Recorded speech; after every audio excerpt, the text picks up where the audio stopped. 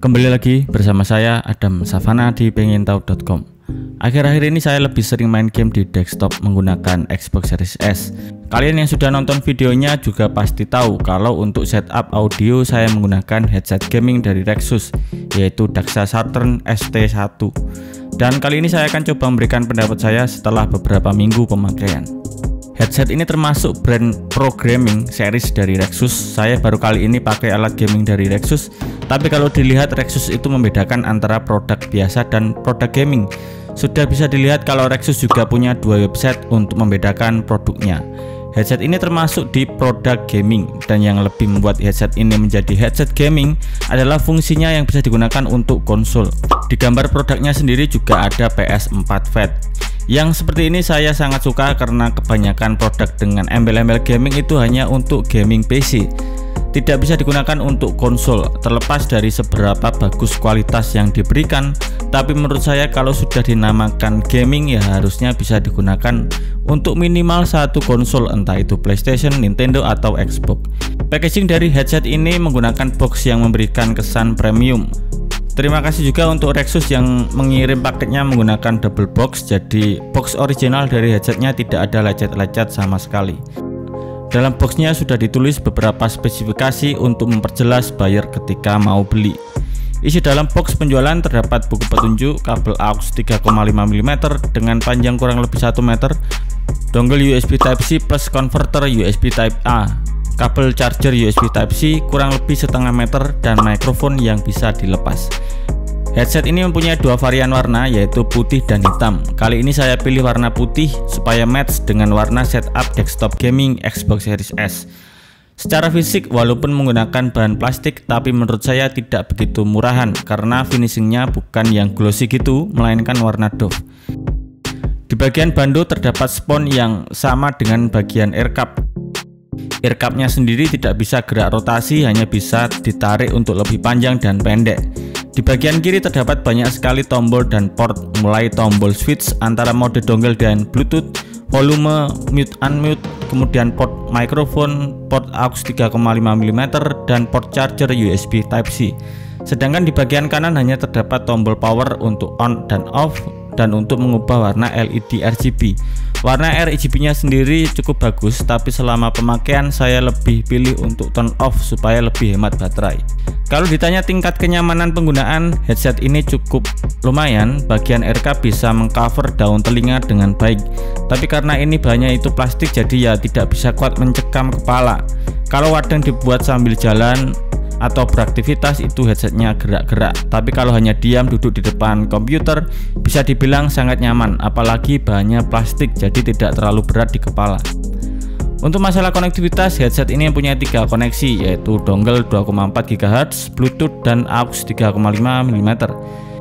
Bisa digunakan untuk PS4, PS5, Nintendo, Android, iOS, Windows PC, dan segala macam perangkat yang mempunyai port jack audio 3,5 mm. Dan seperti yang pernah saya katakan di video setup Xbox Series S, saya membeli headset ini ya untuk melengkapi peripheral setup. Walaupun sudah dijelaskan kalau di konsol Xbox itu tidak bisa menggunakan wireless mode, melainkan hanya menggunakan kabel aux 3,5 mm yang dicolokkan di controller. Tapi saya coba tetap beli, sekalian coba beli dongle USB Bluetooth, apakah bisa? Di sisi lain ya saya memang tidak menemukan headset gaming murah yang bisa digunakan untuk konsol. Setelah pengetesan ya memang benar headsetnya tidak bisa digunakan di Xbox Series S secara wireless. Kalau dongle dicolokkan terbilang terkoneksi tapi suaranya tidak muncul. Untuk hasil semua pengetesan dari headset ini adalah sebagai berikut. Untuk smartphone Android, jika menggunakan dongle USB 2,4 GHz bisa terkoneksi. Tapi kalau pakai WiFi koneksinya jadi terganggu, bahkan sampai tidak bisa buka YouTube. Tapi kalau pakai jaringan seluler tidak ada masalah. Hal seperti ini bisa terjadi sama halnya dengan koneksi gamepad Bluetooth, maka koneksi WiFi juga terganggu. Jika menggunakan Bluetooth dan aux 3,5 mm normal bisa terkoneksi dengan mudah.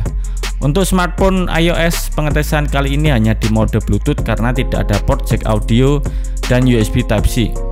Hasilnya normal, bisa berfungsi dengan baik. Untuk Windows PC tentu saja semua mode bisa digunakan dengan normal. Untuk PS4, pengetesannya hanya bisa menggunakan dongle USB 2,4 GHz dan kabel AUX 3,5 mm di controller, dan keduanya bisa berfungsi dengan normal. Untuk Android TV, saya sudah coba mencolokkan dongle USB 2,4 GHz di headsetnya, terdengar terkoneksi tapi suara tidak muncul. Coba setting-setting pengaturan audio output juga nggak ketemu. Kalau pakai Bluetooth bisa di pairing, tapi kan kalau nonton TV itu jaraknya lebih dari 1 meter dan suara yang dihasilkan itu patah-patah. Kemudian saya coba nyalain PS4 dan saya kira karena sudah keluar dari sistem Android TV, suaranya bakalan ikut output dari PS4 HDMI, tapi ternyata masih nyambung koneksi Bluetoothnya. Untuk masalah kualitas ya sama saja seperti di Android TV, suaranya patah-patah. Untuk Xbox Series S hanya bisa menggunakan jack audio 3,5 mm yang dicolokkan ke controller, tapi suara yang dihasilkan intensitasnya sangat rendah.